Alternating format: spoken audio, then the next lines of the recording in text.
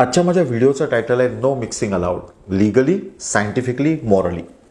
म्हणजे काय, खूप वेळा एखादं कुटुंब IVF किंवा IUI करून येतं आणि मग मला काही हिस्ट्री देताना सांगतं की वेल आमचा IVF करत होतो आणि IVF करताना आमचा एकच गर्भ तयार झाला.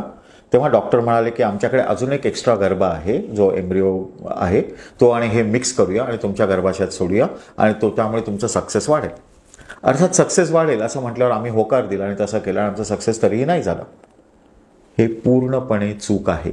असे मिक्सिंग ऑफ एम्ब्रिओज कधीही करू नयेत. असे एवढे मिक्सचर ऑफ जेनेटिक स्ट्रक्चर, म्हणजे माझा पण एक गर्भ त्यांचा पण एक गर्भ दोन्ही एकत्र करा, हे मोरली, एथिकली, सायंटिफिकली, लीगली हे पूर्णपणे चुकीचं आहे. एक तर तुम्ही तुमचे स्वतःचे गर्भ वापरा, नाहीतर तुम्ही एक डोनेशन करून गर्भ वापरा किंवा स्पर्म डोनेट करून तुमच्या मिसेसचे गर्भ तयार करून ते गर्भ वापरा. पण हे मिक्सचर करणे हे पूर्णपणे चुकीचं आहे. खूप वेळा असं पण होतं, रिक्वेस्ट येतात की वेल आमचे स्पर्म काउंट कमी आहेत, माहिती आहे आम्हाला, एक IUI आमच्या स्पर्मचं करा आणि एक IUI तुम्ही डोनर स्पर्म घेऊन करा. हे पण पूर्णपणे चुकीचं आहे. असे मिक्सचर ऑफ जेनेटिक स्ट्रक्चर्स कधीही अलाउड नाही आहेत, सायंटिफिकली, मॉरली किंवा लिगली. तर तुम्ही स्वतः अशा गोष्टींना बळी पडू नका किंवा तुम्ही स्वतः अशा गोष्टींना तयारी होऊ नका.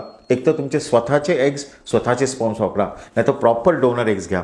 ते डोनर एग्सचा करार करा, त्याच्या सह्या करा. डोनर कोण आहे, त्याचे क्रायटेरियाज तुम्हाला माहिती आहेत का, डोनरचं एज काय आहे, त्यांचं AMH काय आहे, त्यांचे ब्लड रिपोर्ट्स तुम्ही बघलेत का, प्रॉपर कायदेशीर करार झालेत का, ह्या सगळ्या गोष्टींची चौकशी करा. उगाचच बाळ पाहिजे म्हणून इमोशनली जाऊन वाटेल त्या निर्णयाला होकार देणं आणि असं मिक्सिंग करणं, तुमचे पैसे खूप जातात पण ॲक्च्युअल सायंटिफिक ट्रीटमेंट तुम्हाला मिळत नाही. त्यामुळे असं घडताना मी बघतो. त्यामुळे मला वाटतं हा मुद्दा म्हणून मी हा व्हिडिओ करावा आणि तुम्हाला सगळ्यांना जागरूक करावं. धन्यवाद.